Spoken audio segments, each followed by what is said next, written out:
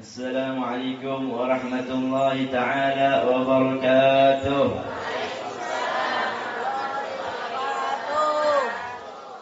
الحمد لله رب العالمين، وبه نستعين على أمور الدنيا والدين، والصلاة والسلام على سيدنا محمد خير المرسلين وعلى آله وصحبه أجمعين. أما بعد، yang kami hormati akhirul kiram Habibna al-Mahbub al-Habib Syekhan bin Saleh Basrah, wa akhirul kiram al-Habib Umar bin Hamid al-Hamid, mata'ana Allah bituli hayatihima wa nafa'ana Allah bi'ulumihima, amin amin ya rabbal alamin.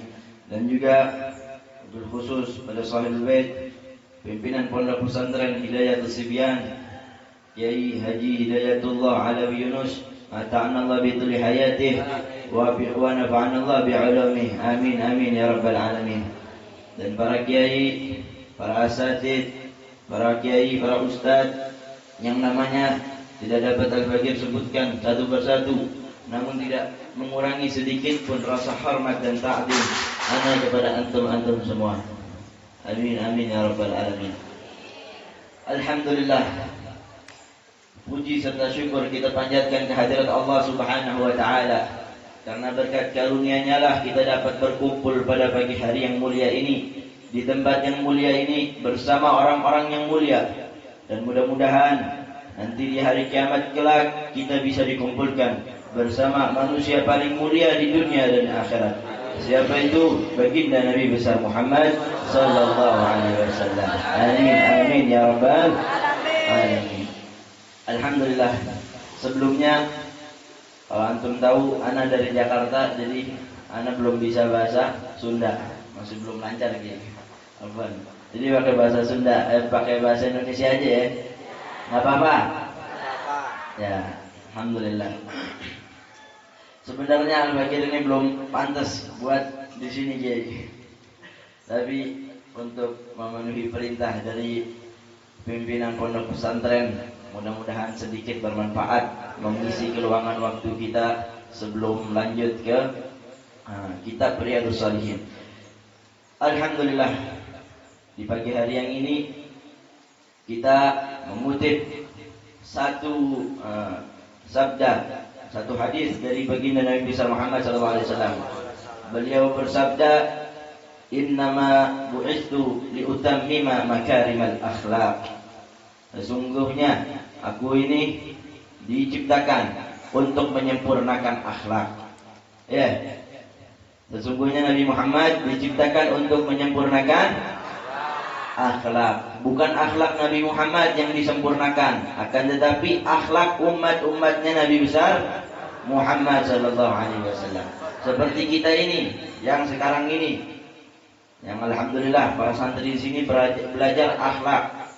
Ya. Alhamdulillah. Nah, sekarang ini kita juga sedikit mengutip hadis dari Nabi besar Muhammad SAW mengenai tentang perilaku, adab, akhlak, budi pekerti baginda Nabi besar Muhammad SAW.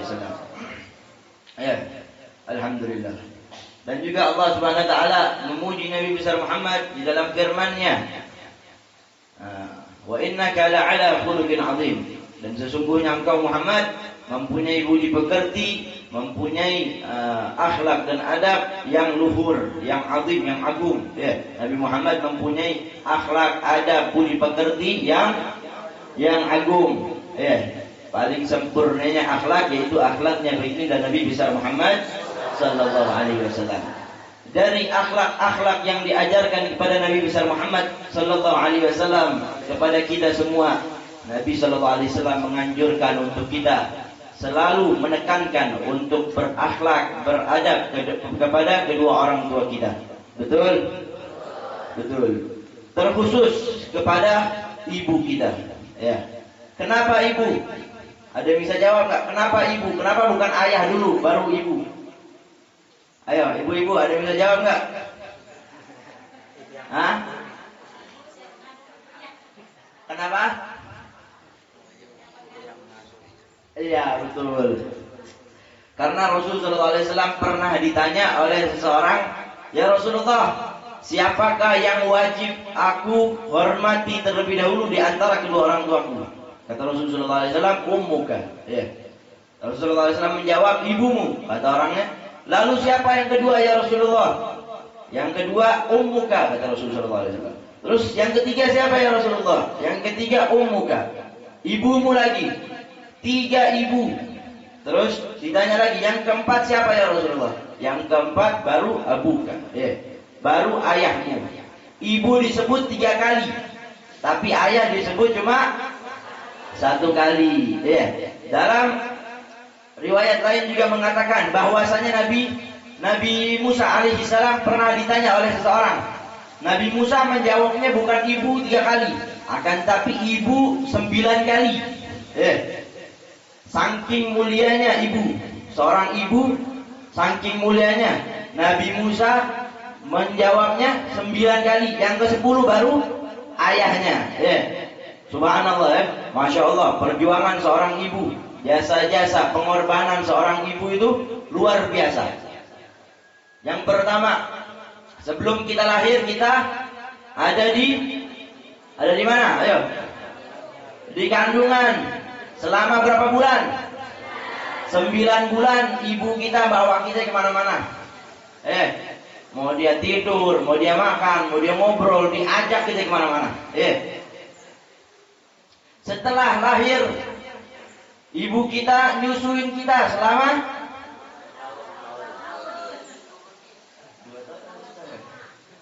selama 2 tahun. Ayo, bayangin, udah capek-capek di perut, udah besar-besar, terus lahir, disusuin selama 2 tahun. Setelah disusuin, terus ibu kita merawat kita dengan sebaik-baiknya, ya, menjaga kita. Apabila kita jatuh sakit, ibu kita cemas, nggak bisa istirahat, mikirin kita terus, nggak bisa istirahat, nggak bisa tenang pikirannya karena anaknya sedang sakit. Dia baru bisa istirahat, baru bisa tenang ketika anaknya pulih kembali. Itu seorang ibu.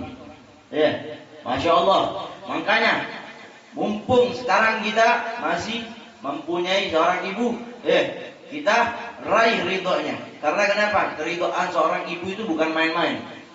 Kalau ibu udah ridho, kalau orang tua udah ridho, Allah dan Rasulnya pasti akan ridho kepada kita. Ada salah satu kisah dari sahabat Nabi besar Muhammad SAW yang bernama Algamah. Mungkin sebagian santri udah pernah dengar, mungkin kita ulang kembali, ya. Ada salah satu sahabat Nabi besar Muhammad SAW bernama Algamah. Suatu ketika datang ajal Algamah ini. Algamah ini datang ajalnya, kematiannya mau datang. Ketika sakratul maut, Algamah ini nggak bisa ngucapin kalimat La ilaha illallah Muhammad Rasulullah. Dia tinggal serumah itu berdua dengan istrinya. Algamah tidak bisa menyebutkan kalimat La ilaha illallah, matanya tidak bisa tertutup, nggak bisa mati. Belum mati-mati juga. Biasanya orang sakratul maut sebentar lalu mati biasanya. Kalau orang-orang beriman itu cepat sakratul mautnya. Suatu ketika Rasulullah SAW mendapatkan kabar peristiwa Algamah ini. Rasulullah SAW langsung memerintahkan Sayyidina Umar dan Sayyidina Abu Bakar untuk menjenguk Algamah ini untuk ditalqin, ditalqin La ilaha illallah. Berangkatlah Sayyidina Umar dan Sayyidina Abu Bakar, berangkat sampai di rumahnya Algamah, ditalqin Algamah, dikasih siwak mulutnya, nggak bisa juga. Akhirnya Sayyidina Abu Bakar sama Sayyidina Umar pulang lagi ke Rasulullah. Rasulullah, gimana Abu Bakar, Umar, Algamah sudah meninggal? Belum ya Rasulullah, belum pula mengakhiri hayatnya. Aku nggak tahu karena kenapa ini Algamah ini. Akhirnya Rasulullah SAW yang langsung berangkat sendiri, berangkat ke rumahnya Algamah ini. Setelah dilihat, Rasulullah SAW menanyakan kepada sang istrinya perihal orang tuanya. Ini Algamah ini masih punya orang tua apa enggak? Punya ya Rasulullah. Siapa? Ibunya. Panggil, suruh ke sini. Ibunya tinggal di gubuk jauh, gubuk kecil di ujung desa, jauh dari Alqamah ini. Akhirnya dipanggil seorang ibunya. Ibunya nggak mau bersama. Dipanggil nggak mau. Sampai lagi sang istri, ya Rasulullah, ibunya nggak mau ketemu sama anaknya Alqamah ini. Kenapa? Nggak tahu ya Rasulullah. Akhirnya dipanggil lagi, bilang suruh aku yang di sini. Dipanggil setelah tahu bahwa Rasulullah SAW yang langsung memerintahkannya, datang ibunya Alqamah. Datang, akhirnya ditanya oleh Rasulullah SAW, wahai ibu, apa engkau masih belum ridho dengan anakmu? Apa engkau masih belum ridho dengan anakmu ini? Sekarang lagi sakaratul maut. Kata ibunya, belum ya Rasulullah, aku nggak ridho sama ini anak, kata. Ini anak durhaka sama aku, durhaka sama ibunya. Kata Rasulullah SAW, ya udah sekarang kalau gitu ridhoin ini anak biar cepat, matinya ini cepat, biar cepat matinya, biar nggak kesakitan terus. Akhirnya kata sang ibu, enggak ya Rasulullah, ini anak dulu waktu saya masih seatap sama dia, serumah sama dia, dia ngusir saya, dia nyaki maki saya, dia menghina saya, dia sakitkan hati saya. Itu ibu, disakitin hati ibunya. Akhirnya ibunya pergi tinggal di gubuk seorang diri, nggak ada temannya. Suatu ketika datang Alqamah ini, Alqamah udah sakaratul maut, ibunya masih belum mau maafin. Kata Rasulullah SAW, ya udah, kalau benar engkau nggak mau maafin ini anak, kalau benar engkau nggak mau ridhoin ini anak, mendingan kita bakar di dunia daripada nanti Allah bakar di neraka nanti. Naudzubillah min dzalik. Langsung berpikir ibunya Alqamah ini, masih berpikir, waduh, ini berat juga nih anak gue mau dibakar. Enggak. Akhirnya itu setelah berpikir lama ditanya lagi ya Rasulullah, wah ibu mau ridhoin ini anak? Kalau mau, insya Allah bisa langsung secepatnya nih mati. Nggak sakaratul maut kayak gini, nggak kesusahan kayak gini. Akhirnya seorang ibu ini mendengar anaknya mau dibakar, masih punya sedikit saja rasa kasihan sama anaknya, rasa nggak tega, walaupun hatinya sudah disakitin, hatinya sudah dibikin kacau sama anaknya, udah dibully, dicaci maki, dihinakan seorang ibu, tapi mendengar anaknya nggak bisa mati, nggak bisa ini, segala macam. Ketika mau dibakar masih punya sedikit saja rasa kasihan kepada seorang anak. Itu seorang ibu. Walaupun hatinya sudah sakit benar-benar, sudah nggak mau ketemu dengan sang anak, tapi masih punya rasa kasihan. Akhirnya kata seorang ibu, ya Rasulullah, kalau begitu jangan bakar anakku, aku ridho kepada dia, aku maafkan semua kesalahannya. Baru saat itu Alqamah ditalkin untuk terakhir kalinya, baru bisa mengucapkan la ilaha illallah Muhammadur Rasulullah. Baru seketika langsung meninggal. Rasulullah SAW, lihatlah ini, Alqamah meninggal dalam keadaan yang tadinya pengen dalam keadaan jelek, dalam keadaan buruk, cuma karena belum dapat ridho dari ibunya. Naudzubillah min dzalik. Semoga kita semuanya dijadikan orang-orang yang berbakti terhadap ibu kita. Amin, amin, ya rabbal alamin. Mungkin sedikit ini bermanfaat. Mohon maaf kurang lebihnya. Wassalamualaikum warahmatullahi wabarakatuh.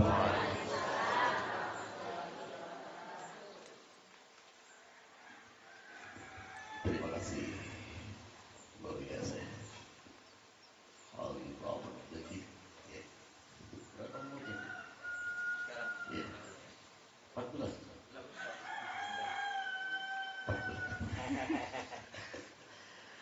16 tahun. Masya Allah, sudah luar biasa ya. Inilah didikan orang tua yang luar biasa. 16 tahun sudah duduk menyampaikan ilmu Allah Subhanahu wa ta'ala. Jadi betul kata baginda tadi bahwa mendidik anak itu sejak kecil sehingga besarnya jadi luar biasa. Jadi kata guru kita dulu, seperti tangkal jambu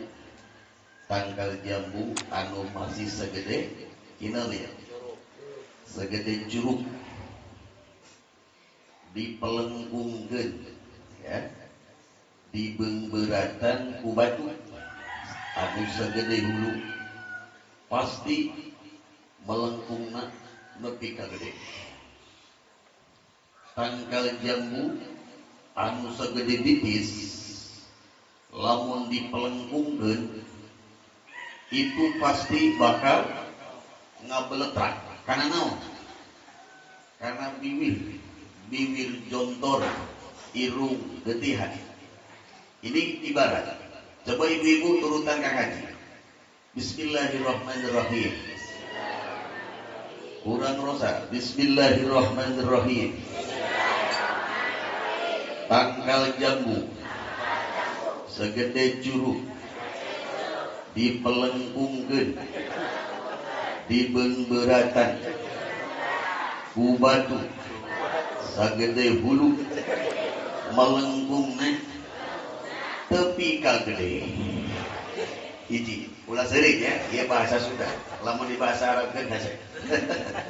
Tangkal jambu segede bitis dipelengkungkeun, ngabeletrak karena huntu beak genep, bibir jondor, irung acai. Itu gede ya, itu gede mau dibaca. Jadi lamun budak diajari diletik dina kahadean gedena jadi hade. Tapi lamun ngadidik budak geus gede, ibarat melengkungkeun tangkal jambu nu sagede bitis ngabeletrak ngalawan. Paham? Nyebutna bener. Kenapa? Belajar di masa-masa sudah dewasa sulit masuknya. Maka kalau ada santri sini masuk keluar SD itu mudah diarahkan. Tapi kalau sudah keluar SMA diarahkannya agak sulit. Suruh ngulon ngidul, suruh ngaler ngeta, suruh ngaji. Kenapa? Tangkal jambu segede bitis. Ini luar biasa. Habibana Mahfud Muhammad Bagir ya 16 tahun. Masya Allah. Kita 40 tahun belum bisa. Tapi alhamdulillah lamun kurang teu bisa ngawuruk kudu daek diwuruk. Lamun teu daek diwuruk-wuruk acan atuh sing daek ngadengikeun. Lamun teu daek ngadengikeun atuh micinta. Lamun teu daek micinta ulah nyarekan bisi cilaka. Ini ibarat. Sudah, mudah-mudahan kita doakan Habibana Muhammad Bakir jadi penerus estafet Rasulullah SAW di masa yang akan datang. Amin ya robbal. Tergantung abahnya. Abahnya mulia, anaknya mulia, luar biasa. Kita masuk kepada hadis ya. Hanja Riyadhus Shalihin. Kemari hadis pertama, aina hadis kedua.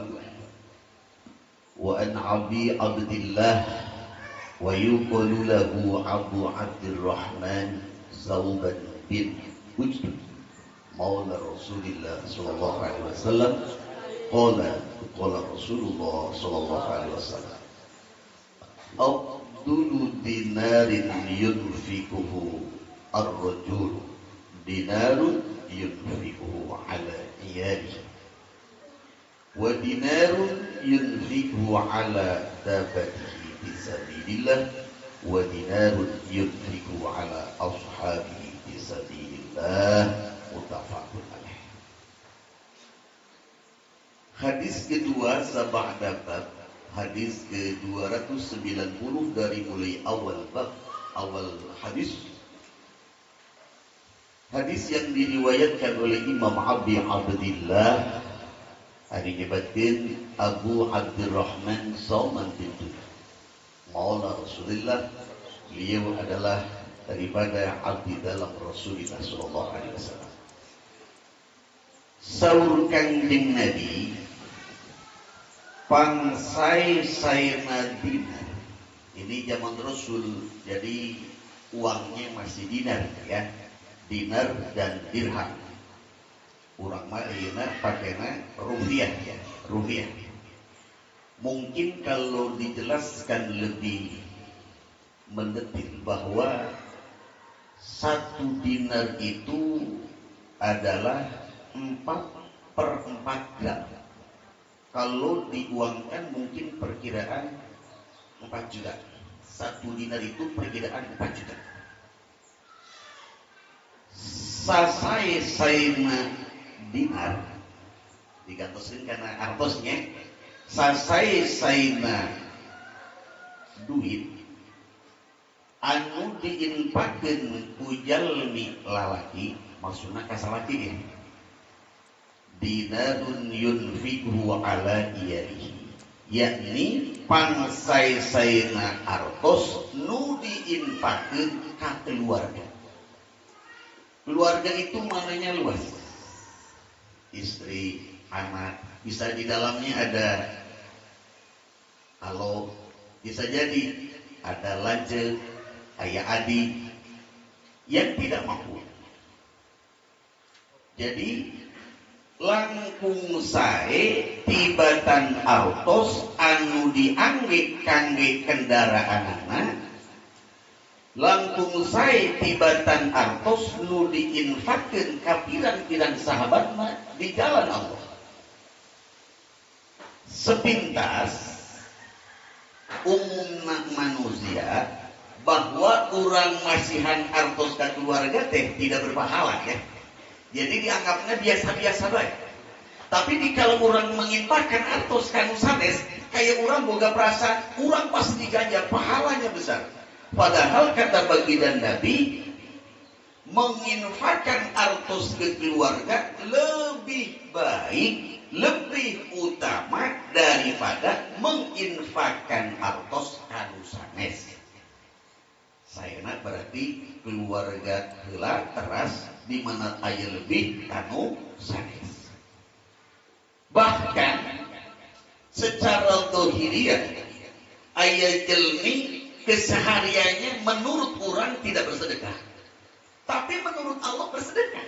Di antaranya adalah manusia-manusia yang cuma bisa mencukupi keluarganya, tidak bisa memberi kepada orang lain. Ini termasuk orang yang bersedekah.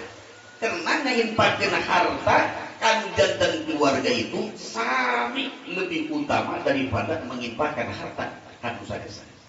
Oh, masya Allah luar biasa ya. Berarti orang ulah seudon ya, ulah seudon si anu mending tuh para sodako. Padahal justru di pandangan Allah mereka itu bersedekah kepada siapa? Kepada keluarganya sendiri. Luar biasa. Hadis kedua, dua hadis ketiga cukup bagus tadi. Hadinya sudah hadirat ini cuma kita baca aja. Yang penting istiqomah tidak dilewati. Walaupun satu hadis tidak kelewati.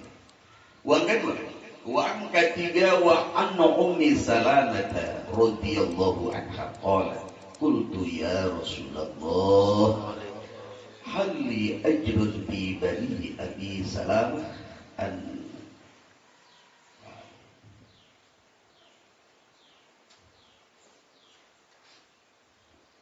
walastu bitarikatihim hakada wa hakada innama hum bani faqala na'am laki ajru ma anfaqti alaihi muttafaqun alaih.